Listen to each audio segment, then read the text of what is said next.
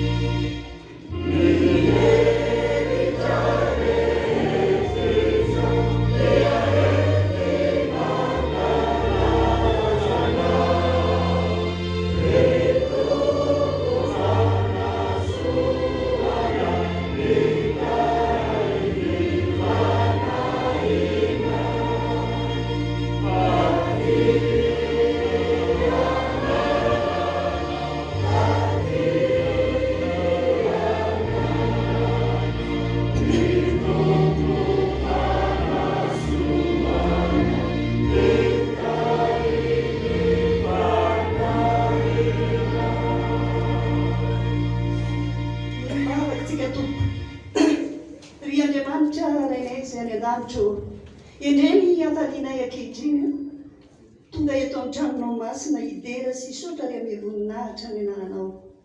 Mideranao izay Andriamanitra fa tsara ianao. Mideranao izay Andriamanitra fa mahery ianao. Mideranao izay Andriamanitra fa ianao ilay tsara sy mamelona anay. Misaotra fa nitana-pahasoavanao mbola nitantananay ka natavavory anay eto amin'ity tranonao masina ity hidera sy hisotranao. Koa ray somanitra kasitrana eo amin'ny lapam-pahamasinanao izany fiderana sy sotraterina izany. Masina ianao Andriamanitra, ka noho izany fahamasinana izany indrindra no anatonanay ianao amin'ny fomba bebaka. Mamelany elokay. Fa raha miaiky ny fahotanay izahay dia matoky sy marina ianao, ka manadio anay ary mamela ny tsy fahatateranay rehetra. Koa raisinay amin'ny finoana Tompo ny famelan-keloka tolotra ao anay. Hatreo feno fanamasina izao fanompoana masina izao, fa ataonay amin'ny anaran'i Jesosy Kristy irery ihany. Misaotra mpamonjy. Amen. Tonga sahady dia mbola fanomeravantsika ampianakavin'ny finoana tonga mimbavaka eto amin'ity tranon'Andriamanitra ity ho amintsika rehetra ny fiadanan'ny Tompo. Tonga sahady eo amin'ny anjarany sekulerala isika. Koa mitsangana ny tanora, ny ankizy rehetra ary ny mpiandraikitra. Ataontsika ny hira 150.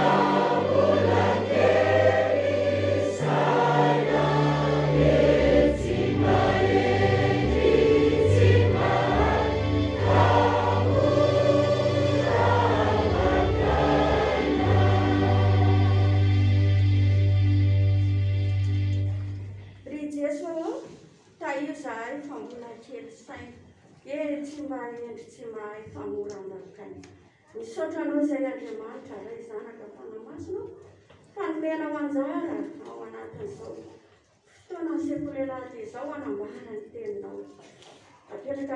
Ampelantananao izay rehetra voambaranay eto dia aoka izay fantatro fa mahasoanay no voambaranay fa ianao mihevitra amin'ny fiainanay mandrakariva mahalala izay mahasoanay. Dia mitenena Tompo ary ny fombanao fa voninkehinanao izahay. Amin'ny anaran'i Jesosy Kristy Tompo mpamonjy no anaovanay izany vavaka izany. Misaotra ray eo. Amen. Ny tenin'Andriamanitra izay angalantsika fampianarana amin'izao maraina izao dia arak'izay hitantsika ao amin'ny Jeremia 7:20 ka ny 1 izay vaky izao amin'ny anaran'i Jesosy fa izao mahalala ny hevitra hieverako anareo hoy Jehovah dia hevitra tonga fiadanana fa tsy lozo mba hanome anareo fanantenana ny amin'ny farany. Amen. Ry sekoly alahady malala, Jesosy Kristy dia mihevitra ny fiainantsika mandrakarivo. Izy ny malala izay mahasoa antsika sy mahatsara ny fiainantsika. Ka ny anjarantsika dia ny mino sy ny mankatoro ny teniny ary manaitra ny sikapony. Tsy mononmonina isika ary tsy manome tsiny amin'izay fitantanany ny fiainantsika eo am-pelantanany. Ary eo ka tsy hanana fanahiana fa tokony mandrakarivo. Amin'izao andron'ny fanadinana izao, na amin'ny ara-pinoana na amin'ny ara-panjakana, dia mety misy ny manana fanahiana, mety misy koa aza ny tsy afa-panadinana. Nefa mahereza Jesosy dia mihevitra ny fiainana mandrakarivo, manao izay mahasoa anao. Ka na tsy afaka azy ianao dia mampiky azy fa ho afaka ianao amin'ny manaraka. Ity misy tantara kely iray. Somary sahirana ara-pivelomana ihany izy mivady reto. Tamin'ny fisekoana lalina no niterahany zanany lahy fahadimy. Velom-panahiana fatratra izy ireo tamin'ny famelomana sy ny fikarakarana ary ny fampianarana ireto zaza dimy. Rehefa tafita soamantsara ilay zaza fahadimy izay notezainy tao amin'ny fahasahiranana lalina dia lasa mpitandrina. Indray andro dia hoy izy tamin'ireo ray aman-dreniny, misaotra ry dagasineny, raha tsy niteraka ahy ianareo dia banga tandrina iray ny FJKM. Fa ola itenin'Andriamanitra averintsika vakina amin'ny anaran'i Jesosy. Fa izao mahalala ny hevitra heverako anareo, hoy Jehovah, dia hevitra tonga fiadanana fa tsy loza mba hanome anareo fanantenana ny amin'ny farany. Dia ho an'Andriamanitra irery ny voninahitra. Amen.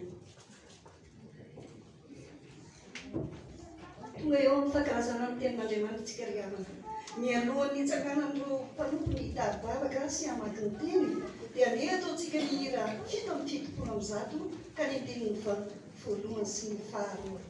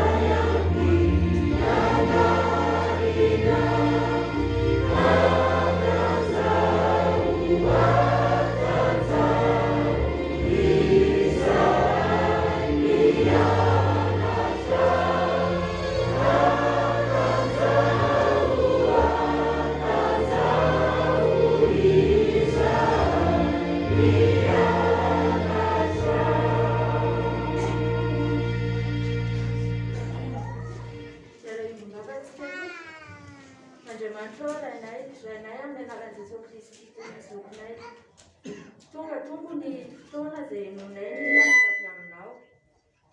dia mitaria ny mpanomponao izay hamaky ny teny sy nitory ny teny soratra masinao. Aoka ny fanahinao masina tompona hirotsaka amin'izay ary izahay dia tsy hompiainy mpanadiny fa hompiainy mpankatoa ny teninao. Dia izany vavaka izany dia ataonay amin'ny anaran'ny Fiangonan'i Jesosy. Amen. Miaraka mafy ny teny soratra masina tsika toa. Izany dia hitantsika amin'ny Exodosy. Exodosy toko fahatelo any ambin'ny fafito ka hatramin'ny fahaefatra ambin'ny folo. Exodosy toko fahatelo ny ambin'ny fafito ka hatramin'ny fahaefatra ambin'ny folo. Dia fahita dia vakitsika amin'ny anaran'i Jesosy. Ary hoy Jehovah, efa hita tokoa fahorian'ny olona izay any Ezipta. Ary efa reto ny fitaraina noho ny ataon'ny mpampiasa azy. Eny fantatry ny alahelo dia efa nidinao izao hamonjy azy amin'ny tanany Eziptianina ka hitondra azy akatra hiala amin'izany tany izany ho any amin'izay tany sosy malalaka dia any amin'izay tany tonga dronono sy tantely any amin'ny tanan'ny Kananita sy ny Etita sy ny Amorita sy ny Perizita sy ny Hivita ary ny Jebusita. Ary ankehitriny eto ny fitaraina zanak'Israely dia efa mbiaty amiko sady efa hita tokoa ny fahoriana izay ataon'ny Eziptianina azy.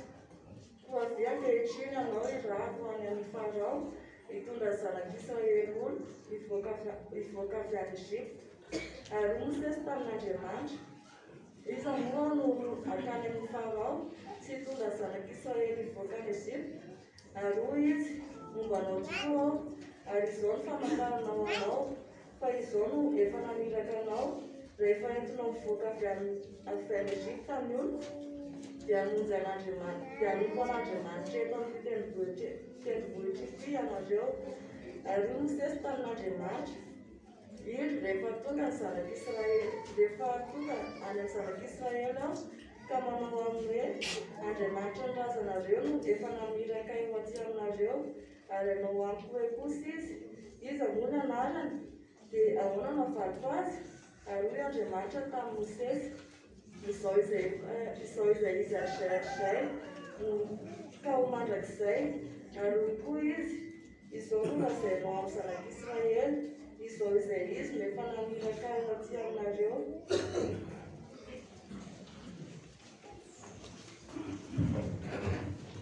Filazana tsara araka ny Jaona toko fahafolo andininy voalohany ka hatramin'ny fahafolo. Jaona toko fahafolo andininy voalohany ka hatramin'ny fahafolo. Akina anarana Jesosy. Lazaiko aminareo marina dia marina tokoa fa izay tsy miditra amin'ny vavahady ho amin'ny valan'ondry fa mananika mifefy dia mpangalatra sy jolahy. Fa izay miditra amin'ny vavahady no mpiandry ny ondry, ary izy no voan'ny mpiandry vavahady, ary ny ondry mihaino feony, ary izay ondriny tokoa dia antsoiny amin'ny anarany avy ka entiny mivoaka. Ary rehefa mamoaka ireo rehetra ireo izy dia mialo azy, ary ny ondry manaraka azy satria mahalala ny feony ireo. Ary ny vahiny tsy aray fa ansira satria tsy fantany feon'ny vahiny. Izany fanoharana izany no lazain'i Jesosy taminy, nefa tsy azony izay zavatra nolazainy taminy. Dia hoy indray Jesosy taminy, lazaiko aminareo marina dia marina tokoa, izao ny vavahadin'ny ondry. Mpangalatra sy jolahy izay rehetra tonga taloha fa tsy mihaino azy ny ondry. Izao ny vavahady ary izao no idiran'ny olona, dia vonjeny izy ka hiditra sy hivoaka sady ahazo hanina. Ny mpangalatra tsy avy raha tsy angalatra sy hamono ary handingana. Izao avy mba hananany fiainana sady hananany be dia be.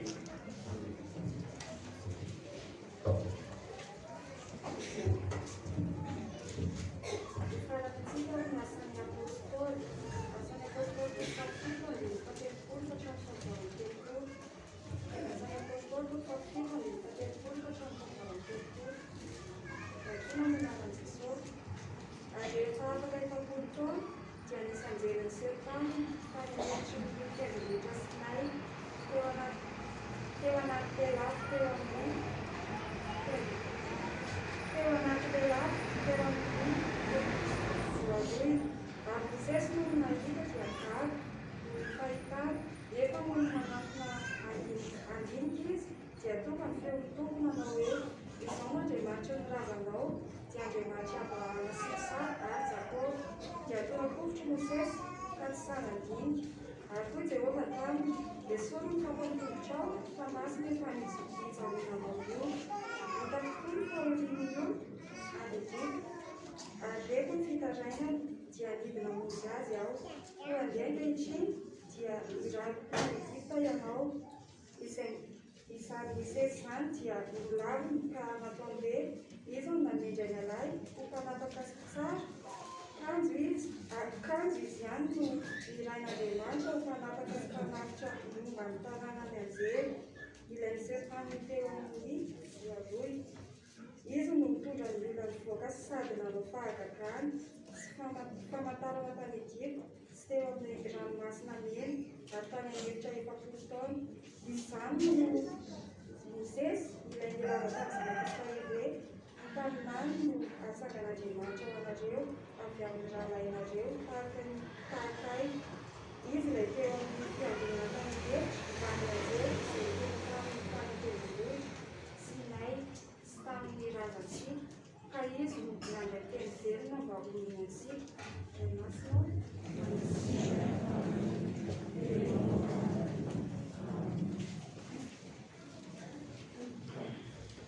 hitsaka antsika ry havana hitsena ny afatry ny ten'Andriamanitra zaretin'ny mpanompony ka ny firana fanatiny a fanomapolo ka ny ambininy voalohany sy ny faharoa.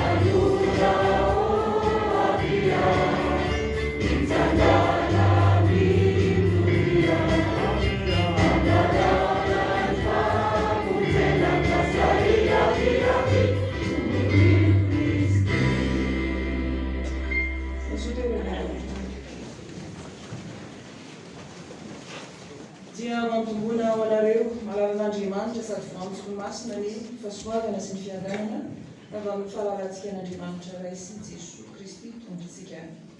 Miaraba manokana ny mpandona kristianina izay manana anjara fotoanany amin'ity andro ity izay mbolana amin'ny sany FJKM izany ary manokana ihany koa ho antsika eto an-toerana.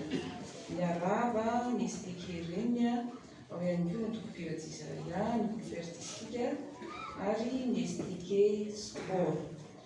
Dia hoy ny tompo izay niteny taminareo sy tamintsika rehetra hoe matroky fa izao ihany aza matahotra fa ny antso antsika ny tompo inona moa ny loha hevitra vanjintsika ataovy mafy miorena amin'ny antson'ny tompo ndao ary izy favatsika ny boky Exodosy 7.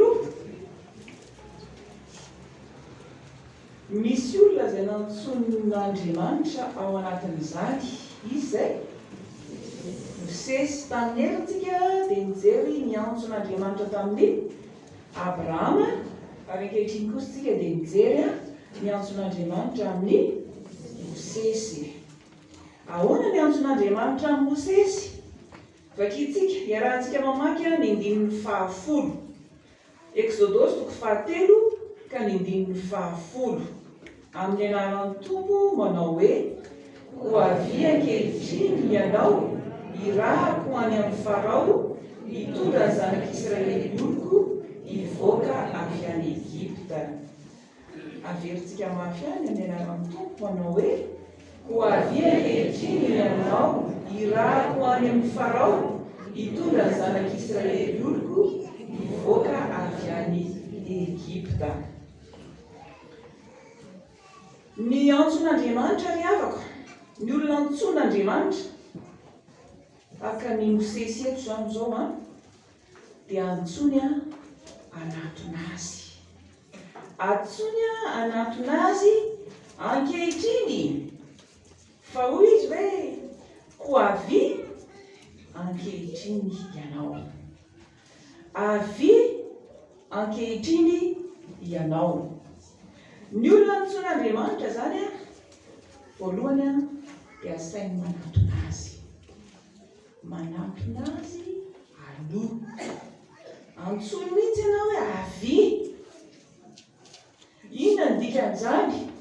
Antsony ianao hiaona aminy manokana. Anana fifandraisana manokana amin'Andriamanitra. Anovo hery eo anatrehan'Andriamanitra. Iresaka aminy manokana. Izay zany ilay antso ny antefa tamin'ny Mosesy eto. Ary oviana izy ny antso azy. Hoy izy eto hoe: ho avy ankehitriny. Ny ankehitriny dia milaza andro anankiray. Ny anio zany. Fa ny ankehitriny koa dia manambara vanim-potoana. Ny vanim-potoana ankehitriny. Inona ny vanim-potoana ankehitriny? Izay niainan'ny Mosesy. Hitantsika eto fa tao anatin'ny vahoan'ny fangejan'ny Egyptiana ny zanak'Israely. Nampahorin'ny Egyptiana ny zanak'Israely. Ary izay no nahatonga an'Andriamanitra tena efa hitako tokoa ny fahorian'ny oloko. Nisento mafy reto zanak'Israely reto. Vesaran'ny alahelo ny zanak'Israely. Vokatr'izany fampahoriana izany. Mafy dia mafy ny fampahoriana. Reraka. Na ny vatany izany reraka. Ny saina mampanahy reraka. Ny fihetseham-po reraka. Ary toa tao anatin'ny fahagoviana ny zanak'Israely. Ny antso an'Andriamanitra ihany fa toatra ny hoe tsy mamaly Andriamanitra. Tsy hita izay vahaolana nataon'Andriamanitra. Divitry ny fahoriana ny zanak'Israely tamin'ny ankehitriny izay niantsona an'ny Mosesy. Fa ao anatin'izany vanim-potoana mandreraka. Ao anatin'izany vanim-potoana mampalahelo. Ao anatin'izany vanim-potoana toa mahavery fanantenana izany dia indro Andriamanitra miantso olona. Ahoana no miantsony? Ho avy ankehitriny. Avy manatona mifandraisa amiko. Aoka ianao hiaona manokana amiko aloha. Ary izay ihany koa no antson'Andriamanitra eo amintsika rehetra. Indrindra ho anao tanora. Antsoina ho aiza? Hiaona manokana amin'ny Tompo. Antsoina hiaona manokana amin'ny Tompo ianao. Fantatry ny Tompo ny tontolo misy ianao. Fantany ny tontolo misy iainantsika ankehitriny. Ao anatin'ny fahasarotana. Be dia be ny diso fanantenana. Malahelo. Reraka mitotototo atsy roa. Fa amin'izany vanim-potoana izany indrindra miantsona antsika. Miantsona ianao tanora. be dehibe zao mitanora amin'izao fotoana izao dia mianatra mafy tokoa. Nandany vola nankarena ny ray aman-dreny, nandany fotoana ela. Rehefa vita ny fianarana, dia tsy mahita izay asa. Ary na dia mahita aza, indraindray tsy mifanaraka amin'izay no eritreretina akory. Be dehibe ny fahasahiranana izay mianjady sy nisy amin'izao vanim-potoana ankehitriny izao.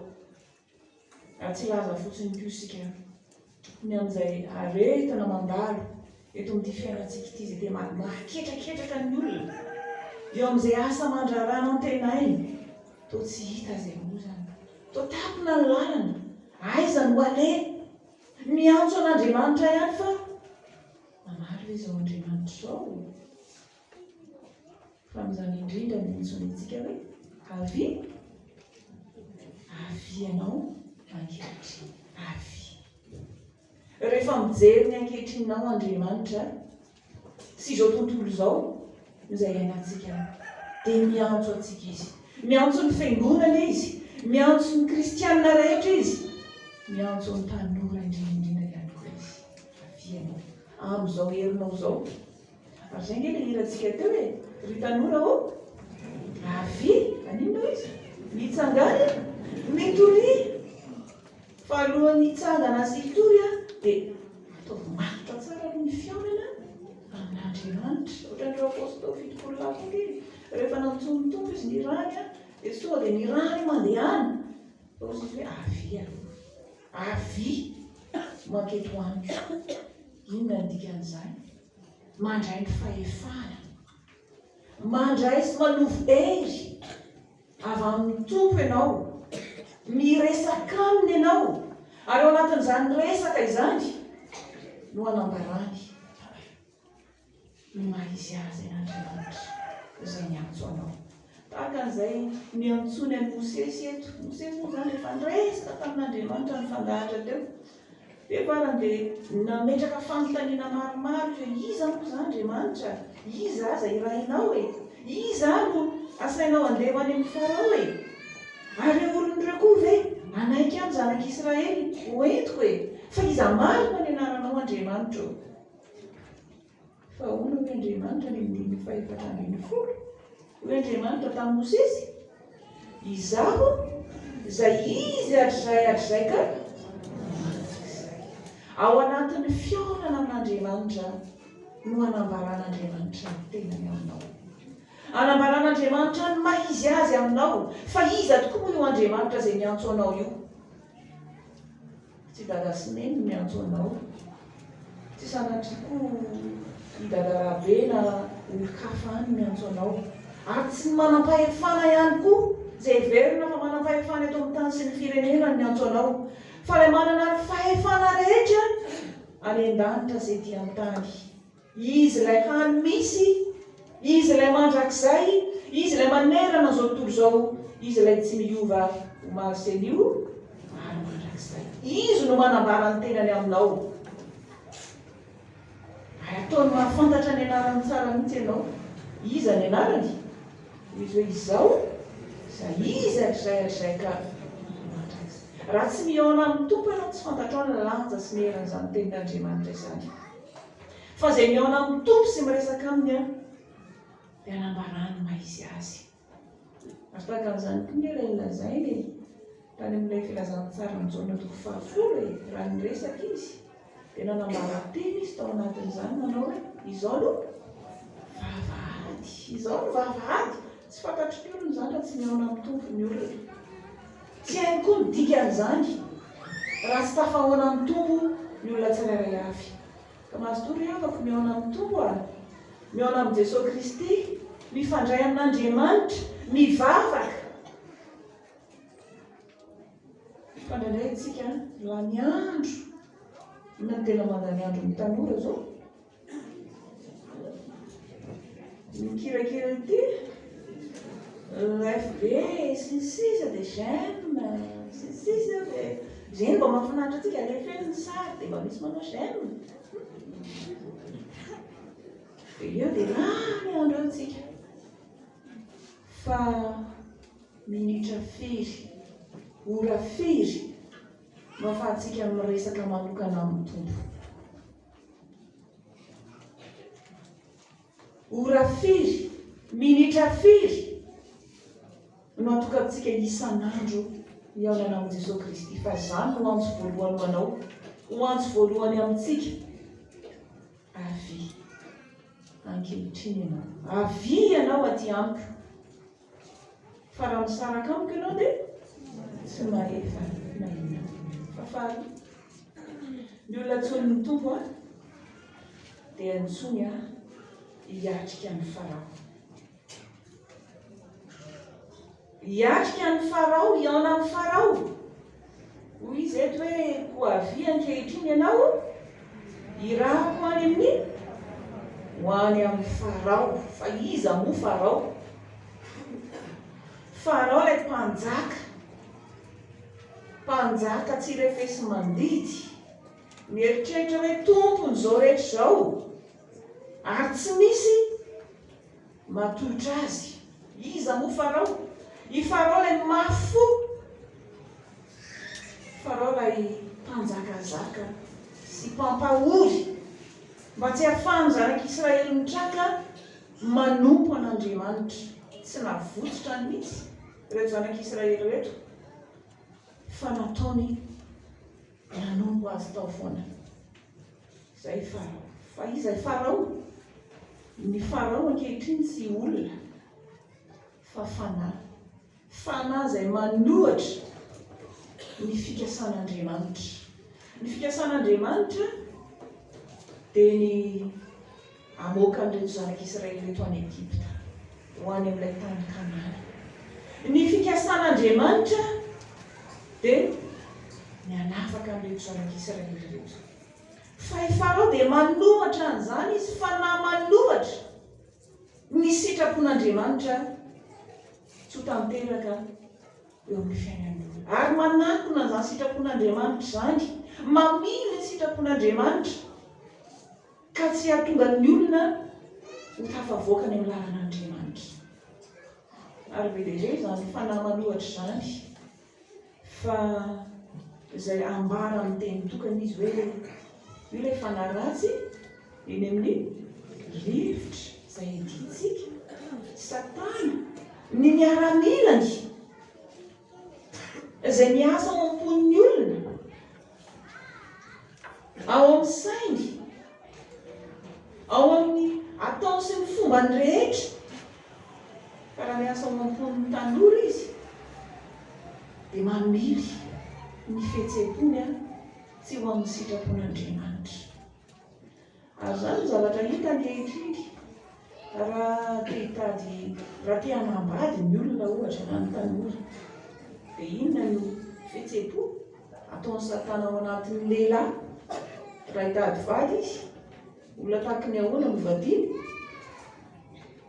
Dia lehilahy tahaka azy ihany. Ary ny vehivavy tsy mitempo amin'ny lehilahy izy fa amin'ny vehivavy tahaka azy ihany. Sitrapon'Andriamanitra ve izany? Sitrapon'Andriamanitra. Fa izany no ataon'Andriamanitra, izany no ataon'ny Satana, izany no ataon'ity Farao ity, na hoe ilay fanahy mamitaka ao anatin'ny olona tsy hafantara ny sitrapon'Andriamanitra. Fa ny sitrapon'ny nofiny, ny filany no tiany tanteraka. Ary mahagaga ry havana fa io fanahy manohatra io dia miditra tsikelikely eo amin'ny fiainan'ny olona, manazatra ny fomba fijery, manazatra ny fomba fanao. Dia rehefa zatra eny ny fomba ny fijery sy ny fanao dia hoe izay no marina, izay no mety. Ny sitrapon'Andriamanitra ho antsika, ho an'ny olona, ho an'ny tanora, ao anatin'izany hoe fiarahana izany, ohatra ny lasan'ny vavy, tsy misy firaisana alohan'ny fanambadiana. Fa inona izao mahagaga ry havana? Ary tatoato dia misy izany biby izany. Zaho kety 5 ambin'ny folo taona, 5 ambin'ny folo taona izao, tena za sy te obevoky zany, mbola te hianatra doso lehiray za koa 7 taona. Inona no ataontsika? Manao inona tsika? Manao fanabeazana aizany tsika. Midika inona moa zany ary zany no ekena ankehitriny, izay amporisihana amin'ny tanora ankehitriny. Manohatra ny sitrapon'Andriamanitra zany. Fa zany eke zavatra efa hita any amin'ny firenena hafa lazaina famadrosoany. Indray aman-dreny mihitsy ny aza no mitarika an'izany hoe sao de dio le pilule. Mbola mianatra io, ry havana malala, mamily ny olona tsy toetra amin'ny sitrapon'Andriamanitra zany farao. Ary marobe zany amin'izao vanim-potoana heverina fa hoe ho amin'ny fampandrosoana izao, mandroso makaiza mantsika. Fa tia farao iontika tsika anompo azy ho voagety eo aminy isan'andro mandrakariva. Fa hoy ny tompo eto hoe avy ankehitriny ianao irahako any amin'ny farao, hiatrika ny farao ianao. Tontolo mafy zany, tontolo manahirana. Ary zany no vanim-potoana eritreretintsika ankehitriny. Fa tsy maintsy miatrika an'izany tsika, tsy maintsy mihaona amin'izany tsika. Asa mitondra sy mijoro vavolombelon'ny tompo ao anatin'izany isika rehetra. Samy miatrika ady tsika fa tsy mandositra ady. Fa ny olona mandositra ady tsy afaka miala amin'ny fiarahamonina misy azy izy, fa inona no ataony? Manara-dreny rano eo izy, manao tanalahy izy. Rehefa maitso ny tontolo dia miova, maitsomaitso izy. Rehefa maramara ny tontolo dia miova maramara eo koa izy. Tsy samy joro. Fa sahy manana fahasahiana ry tanora, manana fahasahiana hiatrika. Ny hoavy hiatrika ny mafy. Jesosy Kristy ilay niatrika an'izany, na tonga nidina teto amin'ny tany izy niatrika an'izany izy. Na dia mafy taminy aza dia nentiny izany teo amin'ny hazo fijaliana. Tsy manao marimaritra reraisana amin'izany isika. Miatrika ny faraotsika.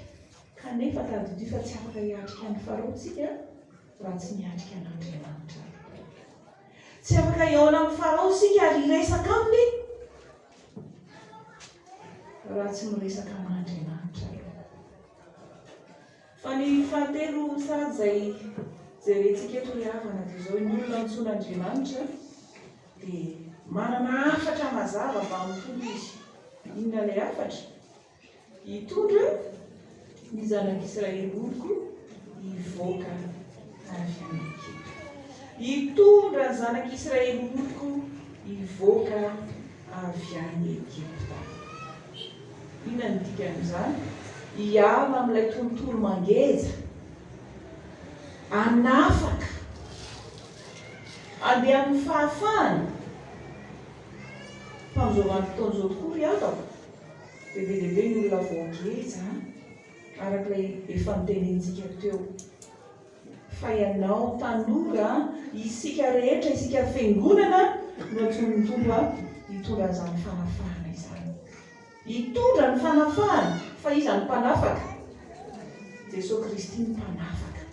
Ary zay ny ilay teneniny ny mpanafaka izy satria izy no vavahady. Izy ilay nanambara amin'ny tenany hoe izao no vavahady. Raha izao no hidiran'ny olona dia afaka hiditra sy hivoaka izy. Dikan'izany hoe manana fahafahana izy. Afaka hiditra sy hivoaka izy. Hiditra anatin'ilay varan'ondry izy, ho voaharo amin'ny biby tia samihafa izy. Ary hivoaka ihany koa izy azo hohanina andraiky ilay fiainana ao amin'i Jesosy Kristy izy. Omen'Andriamanitra fahafahana ary miandry antsika izao tontolo izao fitaovana am-pelantanan'Andriamanitra hitondra an'i Jesosy Kristy mpanafaka. Hitondra an'i Jesosy Kristy ilay vavahady anafaka ny olona hivoaka avy any Egypta. Anafaka ny olona mba ahitana ilay tena lalana sy fahamarinana ary fiainana. Ilay lalana mankany amin'iray dia tsy iza zany kory fa Jesosy Kristy tompo. Mazava ny hafatra avy amin'ny tompo ho antsika rehetra. Rehefa tafahoana amin'ny tompo marina ianao samy hiatrika izao tontolo izao ianao fa tsy navela hiala eto amin'ity izao tontolo izao ity, dia tsy hoe hitoetra eto amin'ity izao tontolo izao ity fotsiny ianao, fa misy hiraka ampanaovina ianao, hitondra famonjena ianao, hitondra fanafahana ianao, araka ny teny, araka ny irantsika teo hoe mitsangany mitoridy ambarao ilay famonjena kasay avy torio Kristy. Raha mbola nomeny ankehitriny ianao havako, nomeny anio ihany koa ianao, dia aza mangatakandro valio zany antso amin'ny tompo izany. Raha hoe ianao mbola reradreraka fa tsy vitako izany, manatona aloha ny tompo. Ary rehefa manatona ny tompo ianao izao koa ny fanontaniana. Rehefa manatona ny resaka aminy ianao, iza ny tena be resaka ao? Ianao samy tompo? Ianao zany tompo ny tena be resaka ao? Fa ndraindray itsika ihany ny tena be resaka eo fa avelao hiteny ny tompo, avelao hiteny aminao Jesosy. Hainao tsara ny feony, fa ao anatin'izany tena hitanao zava-mahagaga, andraisanao ny hery izay hanambarany maizy azy ianao. Fa ny anaran'Andriamanitra dia anarana mahery, maneho zava-miafiny io ary tsy hitan'izany izy io raha tsy ambariny aminao manokana ao anatin'ny fiainana aminy. Dia mahireza ny vavaka, mahireza ry havako mijoro vavolombelona, ary enganianao mba ho tanora, mba olona tena mitondra fanantenana, mitondra fiavaozana, satria mitondra an' Jesosy Kristy ianao. Ka ny toerana izay misy ianao dia ahitany olona fa misy fanantenana ao anatinao. Ho anao tanora izany, ho antsika tsirairay avy, ho an'ny kristianina rehetra, satria fitaovana an'Andriamanitra ianao mitondra famonjena ho an'ny izao tontolo izao. Eo an'Andriamanitra rehetra ny voninahitra ho aminao izany teny izany. Amen.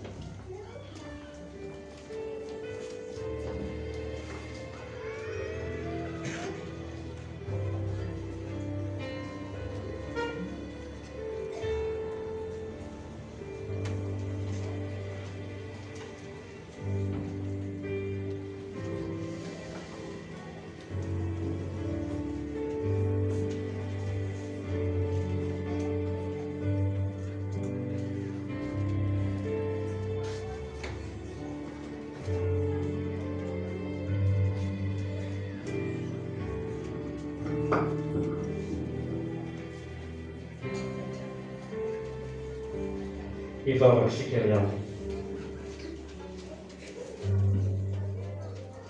maneho ny fifaliana an-trano izay ry Andriamanitra ray zanaka ary fanahy masina. Misaotra anao izay Andriamanitra fa manakambara aminay isan'andro isan'andro ianao, ary izany ny fifalianay satria ny teninao dia fanilo sy fanazavana ny alehanay rehetra. Ny teninao no hery sy fiainana ho anay. Misaotra anao izay tamin'ny teninao izay norenesinay teo. Misaotra anao tokoa fa miantso anay ianao ankehitriny, ary izany antsonao izany dia antso maniraka anay,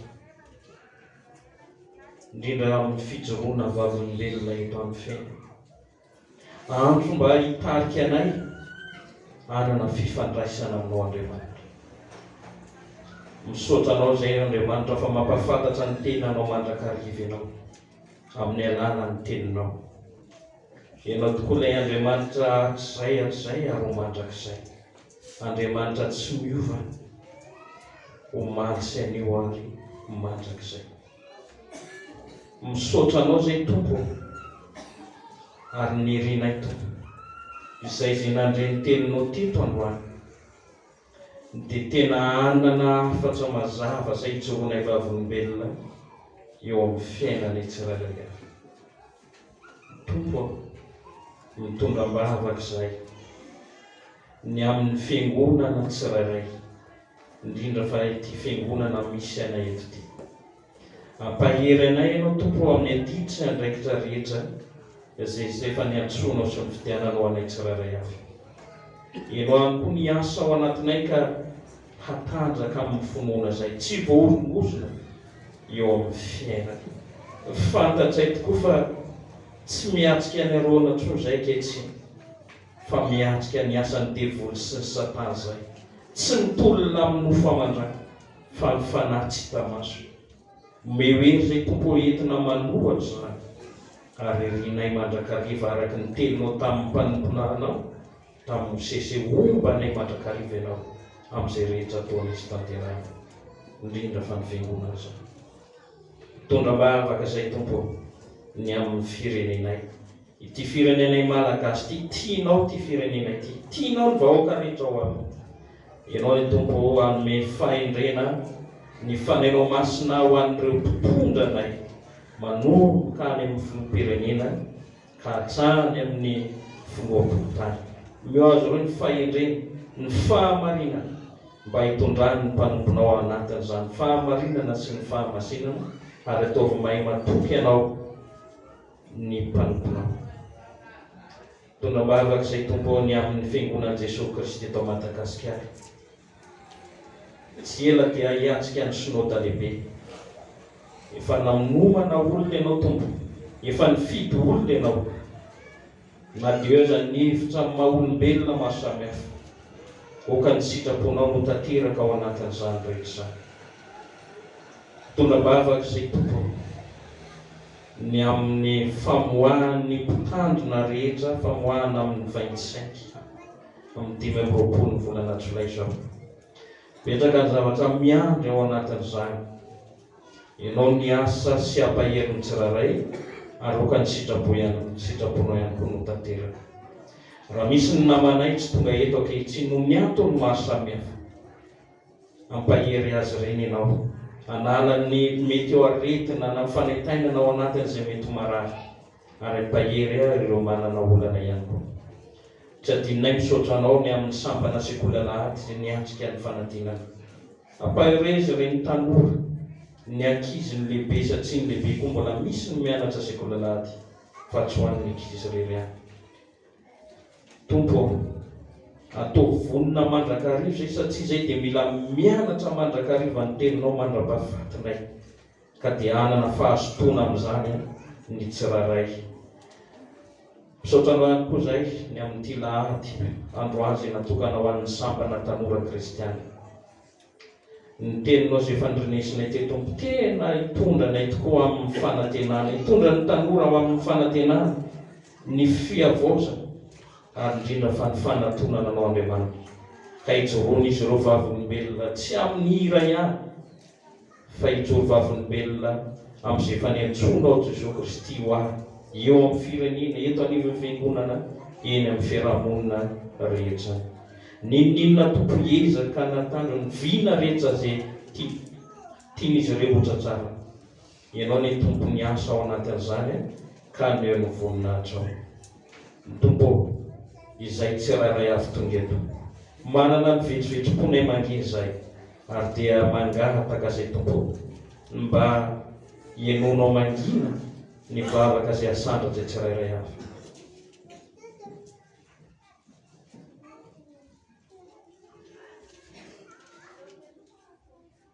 Misaotra anao Andriamanitra fa hameno ny vavaka ianao, ary dia ho fiombonanay, dia tianay mampiombona izany amin'ilay vavaka izay nampianarinao manao hoe rainay izay naintany. Ho amasinina ny anaranao, ho tonga ny fanjakanao, atao ny sitraponao ety an-tany tahaka ny an-tany.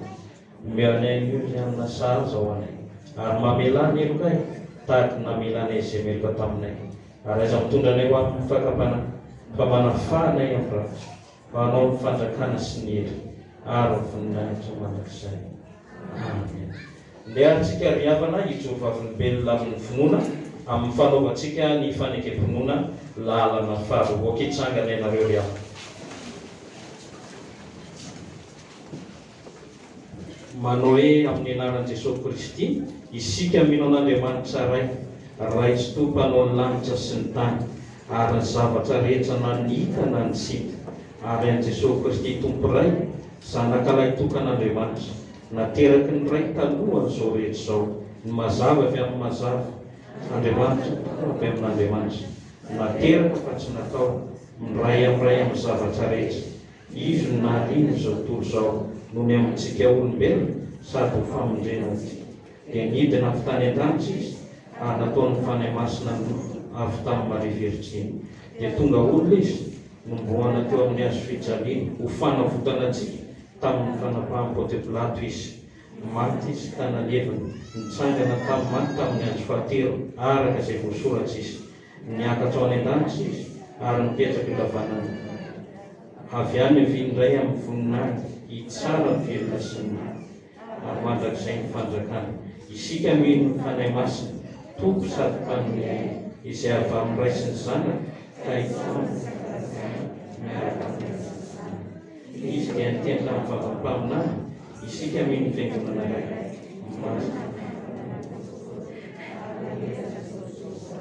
isika manaiky ny batisa iray ny famelan-kely sady manantena ny fitsanganana ary ny fiainana mandrakizay. Amen. Mahazo toerana.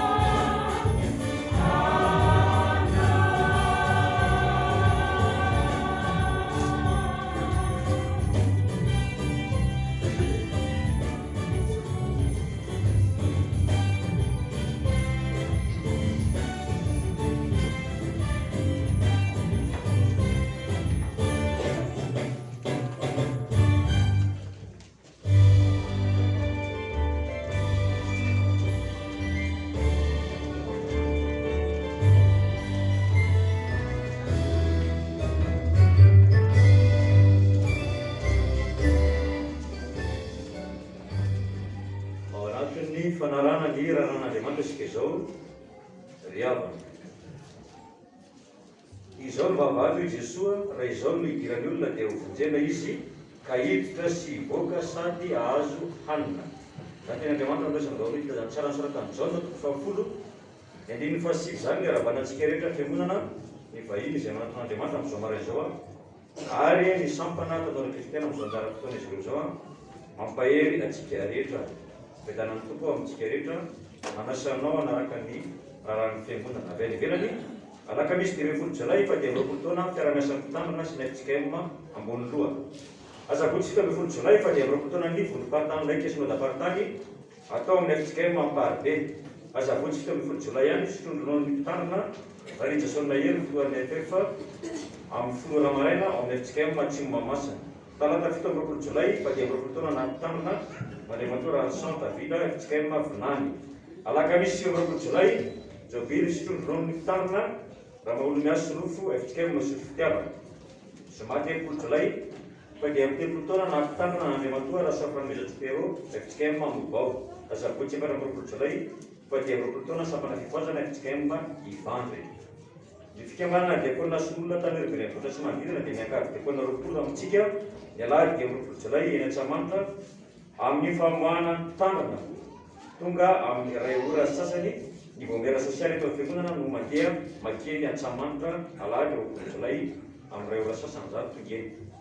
Asabotsy 20 Jolay fa 10 taona amin'ny tonian'ny Sampaty Foibe atao eny amin'ny FJKM Andravoahangy.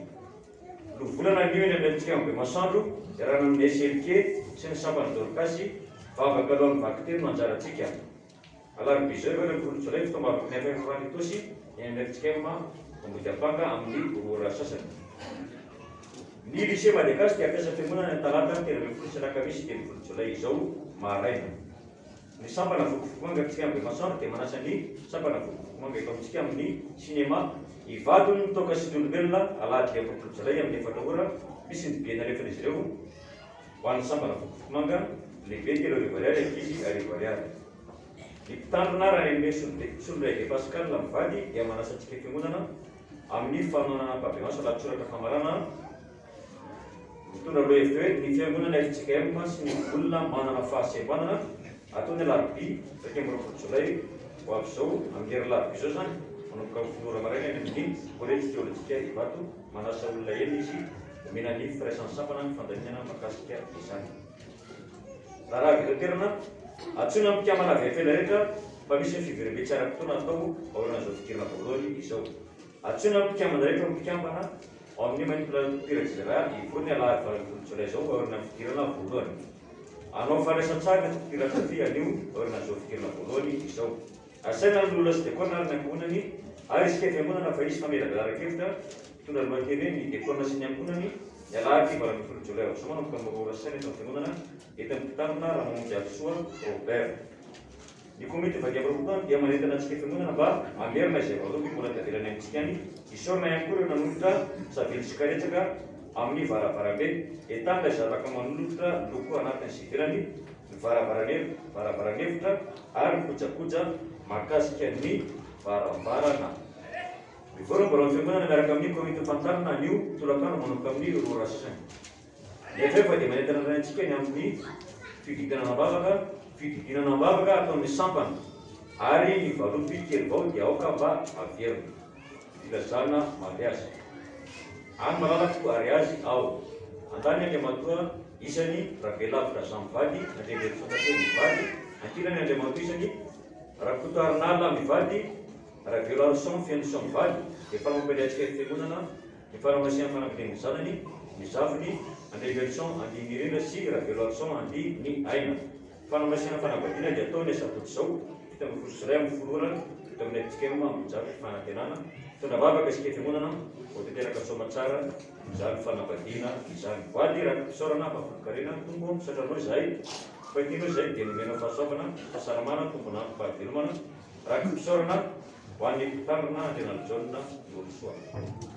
Fa noho ny fahasoavan'Andriamanitra no nahazo izao ahy tsotran'Andriamanitra noho ny nahafahany zana amin'ny fanadinana ary ny fitany kilasy mamangataka vavaka ho an'ny fianaran'ny zanaka ny tokantrano ny vady ny asa atondra ho an'ny fiangonana. raky mpisaorana akotra ny mpitandrina le ranjanolo soa sy ho an'ny fiangonana ho aby isy raky mpisaorana akotra ny fantarina ny fiangonana raky mpisaorana akotra ho an'ny fiangonana raky mpisaorana no ny nahasitrana ny mama tany amin'ny hopitaly ary mbola mangataka babaka hatrany isaorana ny jehova lalandava eo babaka mandrakariva amin'ny fiderana azy no ny fahasoavana azy eny men'andriamanitra no nahavitana ny soratra sy vodiondry efa manolotra raky mpisaorana ho an'ny mpitandrina le nahajanonsoa mangataka babaka mba teraka somatsara sy mba ho lasa piasa raikitra mangataka ny tirana BPM larana fahatelo dimy voalohany sy fahatelo totaly mivoaty sy raky mpisaorana mafolokarena vareta amin'ny piano antia de mititaly valonjato sy 5,000 sy roalina sy efatetsy ariary raha samihafa tsy misy intsony ny fizarana tikeo an'izay trafikirina voalohany manomboka izao fa ajaina trany ny fepetra ara-pahasalamana tsisy tikialaina intsony zany isaky ny zoma mianatra akatekomena amin'ray ora alady valo agositra dia atsonana ny mpampianatra rehetra hito amin'ny fiangonana sy ny mpampiana zava-maina rehetra fa isy fivirina orina ny fidirana voalohany fiviren'ny pievdara anio orina fidirana faharoa entana ny sambana sy tiavanana ny komity eto amin'ny fiangonana mba hampiasa ny fafana amin'ny lara amin'izay fandaminana anatiny amin'ny ankapobeny efa naneny atokopira sy ny fandaminana dia mba hapetaka eny amin'ny fafana izany mba tsy handany fotoana be loatra ho anatin'ny raharan'andriamanitra fanadinana sekolady tsona daparitany tamin'ny tiandroantia kilasy faina tamin'ny kilasy fafolo efa lasa nakeny ambomamory fanadinana sekolady amin'ny kilasy voalohany tamin'ny kilasy fadimy eny alady zao valana folo jolay amin'ny ray ora sasany eto amin'ny fiangonana ora miborosy komity eo amin'ny sambana dorokasy anio amin'ny 3 ora andray anjara fitenana zao ny lohan'ny sampana tanora kristianina tapitra ny rahan'andriamanitra ho an'andriamanitra ny voninahitra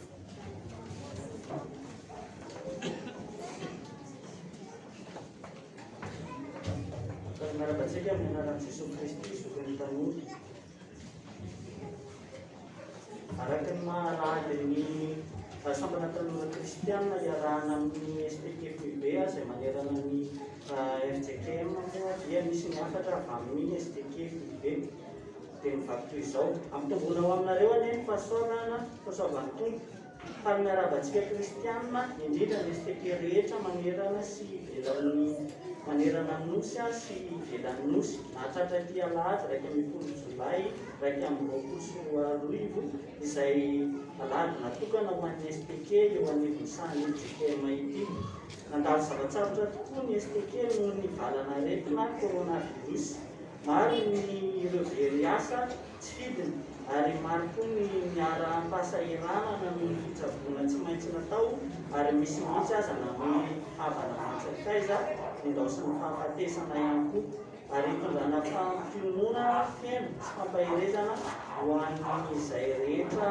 sendra izany mampahery indrindra tompo fa hoe tompo aty amin'izao tontolo izao no ahitana fahoriana nefa marity fa izao efa naharesy izao tontolo izao na dia nandalo fotoan-tsarotra toy ny rehetra aza ny sampana tanora kristianina dia niezaka trano ny birao nanao ny fampandehanan-draharaha arak'izay azony tanterahana koa isaorana tompo fa misy ny fampiofanana informatika sy fampiofanana arak'asa manerana ny sonadaparitany izay ny tanterahana isaorana koa ny tompo fa tafajoro somatsara ny rantsana mozika ary efa misy ny fampiofanana ataon'ny tompon'andraikitra amin'izany isaorana ihany koa ny komity fa 5 taona ny STK nanao arak'izay azony tanterahana tamin'ny ezaka ary efa mifarana tamin'ny sabotsy 17 Martsa 2024 moa ny asan'izy ireo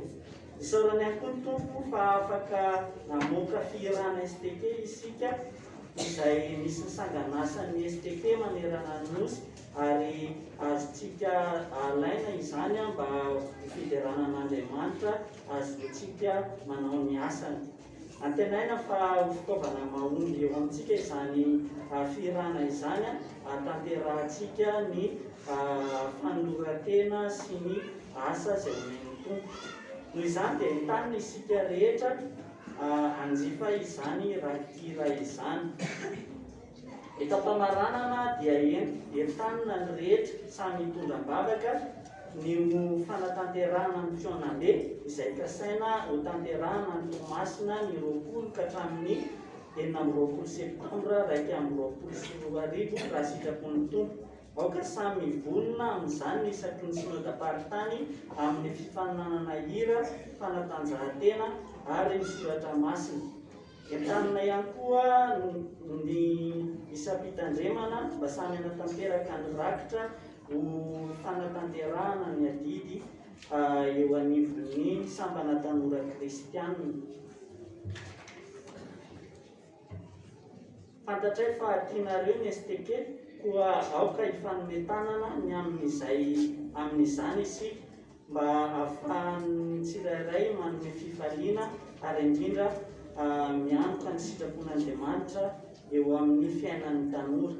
Koa miorena tsara aza miova maefabe amin'ny mandrakariva amin'ny asan'ny tompo fa fantatrareo fa tsy ho foana tsy akory ny fikelezanareo aina ao amin'ny tompo. Koritiana voalohany toko 1:5-9 dia manao veloma aminareo amin'ny anaran'ny tompo ary mirano fiadanan'ny tompo aminareo amin'ny anaran'ny raon'ny STK Foibea dia ny filoha Andriamalala Solomon Jean Denis Titany. Ny raharaha avy amin'ny synodam-paritany STK Antananarivo Andrefana momba ny sekolin'ny tanora ao anatin'ny vina ijoroan'ny STK synodam-paritany izay manao hoe manajary tanora dia efa niroso tamin'izany sekolin'ny tanora izany isika ary tao anatin'izany dia efa nanatanteraka isika STK synodam-paritany izay isan'ny natao mpamakilay ihany tamin'ny fampiofanana informatika izay notanterahana ary isy ihany koa ny taranja hafa izay fampiroboroboana ny mahaolona tahaka ny fandarana sy ny zavatra maro izay ilain'ny tanora ankehitriny ary dia iroso amin'izany ny STK synodam-paritany manomboka ny volana septambra ary oktobra. Mahakasika ny hira dia iroso amin'ny andiany faharoa amin'ny fandefasana ny hira amin'ny tele. Ny andiany voalohany moa dia tamin'ny krismasy 2024 dia nandefa hira tao amin'ny Real TV ny tanora kristianina tao anatin'izany sy nalefa tany amin'ny Top Radio ary dia iroso amin'ny andiany faharoa amin'izany indray isika ka dia efa hiomana sahady ny antokilan'ny STK mba hivonona amin'ny audio izay ny fanatsarana tanterahana zany amin'ity dia efa mba vonona isika amin'ny audio ary raha manana klipy isika dia afaka alefa miaraka amin'izany. Raha toa moa ka tsy misy ny klipy dia afaka miara-miasa amin'ny synodam-paritany ihany manatanteraka izany. Dia efa mivonona sady ihany koa amin'ny andiany fahatelo ny amin'ny krismasy 2024.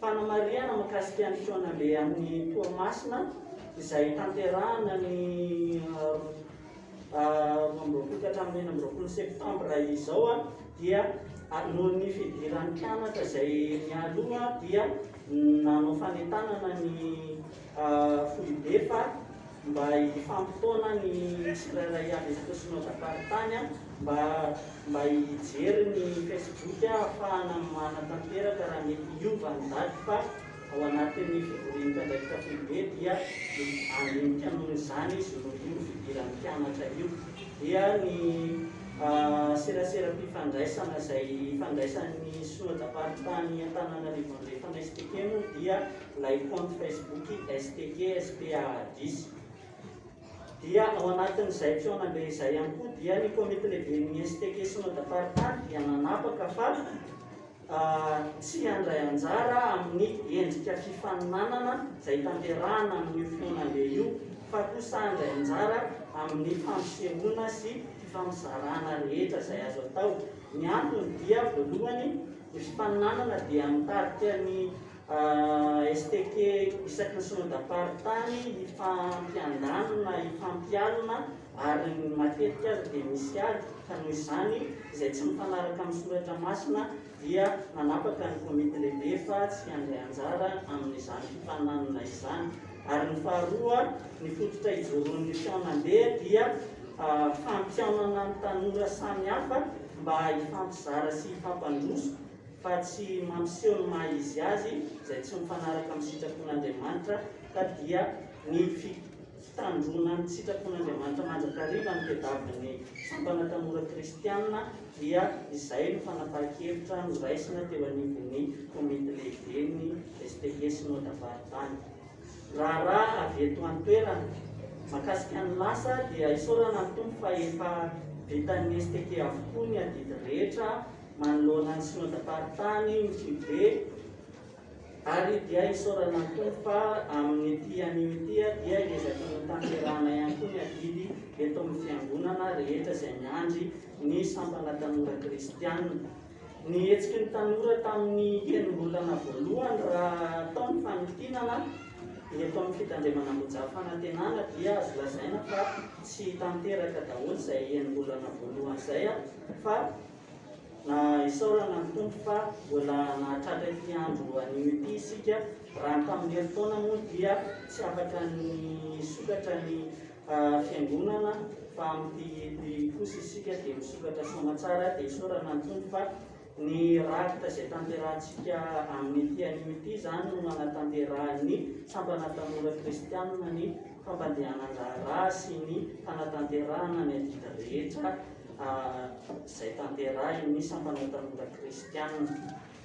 Rehefa nikatona tokoa ny fiangonana dia nanjary nangatsiaka ny tanora, ary noho ny antony maro samihafa moa izany dia manao fanentanana indray amin'izao fotoana izao fa efa misokatra izao ny fiasana eo anivon'ny sampana tanora kristianina. Ny antoko-pira Jezraya dia mivory isaky ny sabotsy hariva amin'ny 4 ora sasany. Ny groupe artistika dia mivory ny alahady hariva amin'ny 2 ora, ary ny STG fanatanjahantena na sport dia mivory ny sabotsy maraina amin'ny 5 ora sasany.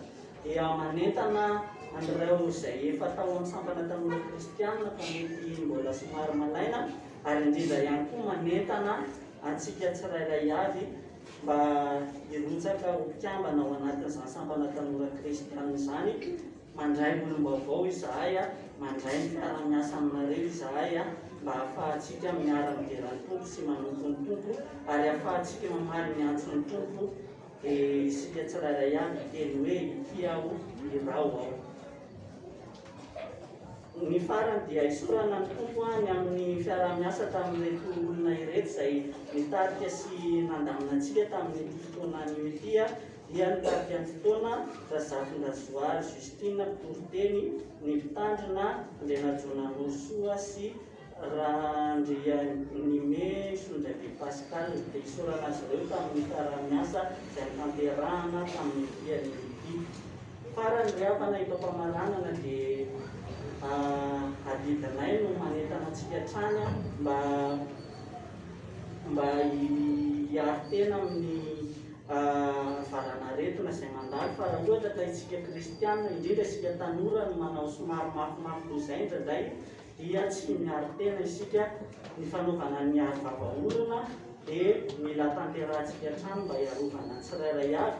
Ny fanasana tanana amin'ny gel sy ny rano misy savony dia tokony tanterahantsika matetika arak'izay azo atao, ary indrindra manentana antsika ihany koa mba hitandro ny fahasalamana, hihinana ireo sakafo izay ara-pahasalamana rehetra. Koa ny sampana tanora kristianina dia mivarotra lova-tsara ao ivelany ao amin'ny sarany 2,000 ariary izay mampitombo ny herim-piarovana ho antsika rehetra. Eo an'Andriamanitra rery ny voninahitra, ao amintsika kosa ny fahasoavana sy ny fiadanana. Soratontsika ravana ny amin'izany raha maro be izany dia mampahery antsika tsirairay avy mba ray izay tandrivintsika avy. Anterina izany fa ny tolakandro dia nisy ny lohavolana toy ny masoandro ho antsika rehetra izany. Fa ny sampana raha kristiana sy ny tologasy kosa dia manana anjara hira manokana satria izy ireo no mitarika ny fotoana. Anatanteraka ny rakitra isika rehetra dia hira zao ny antoko-pira. Aorian'ny hira antoko-pira dia hira fahatelo amin'ny BPM izay mandatany avatsika ny hira.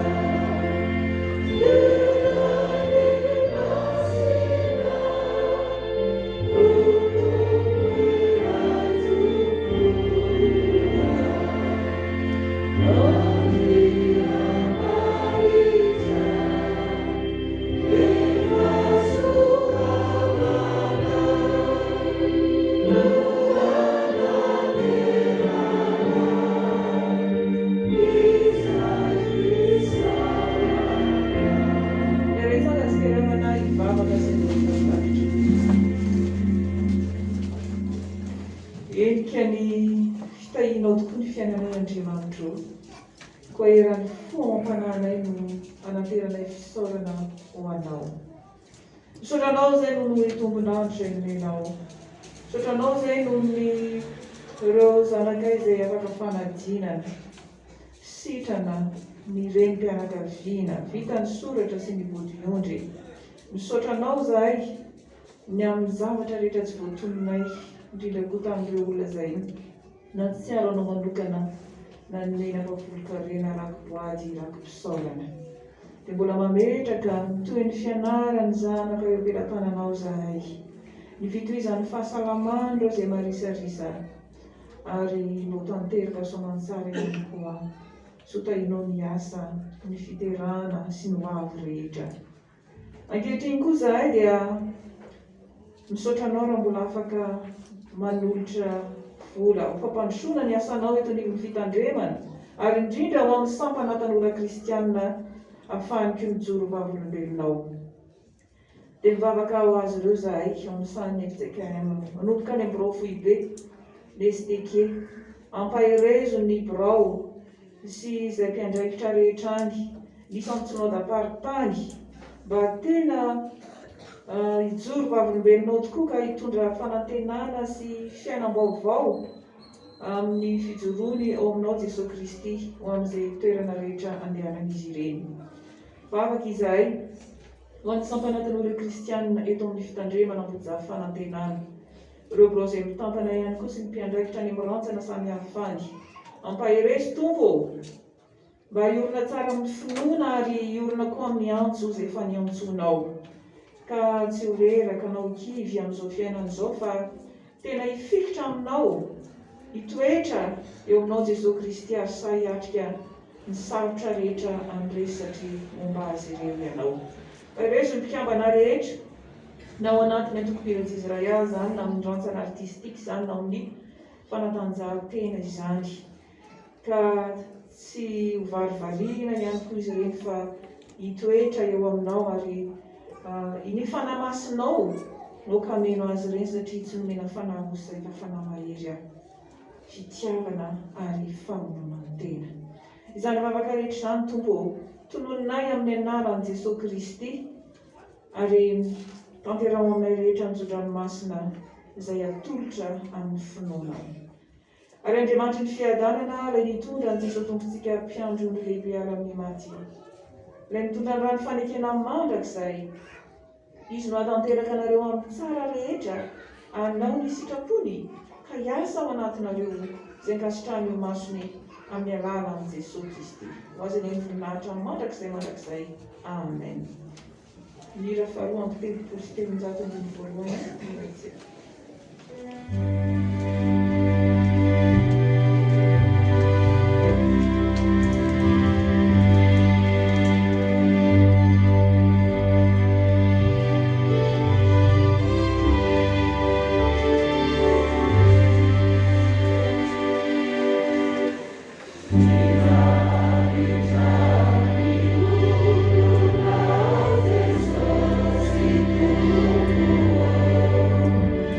Amar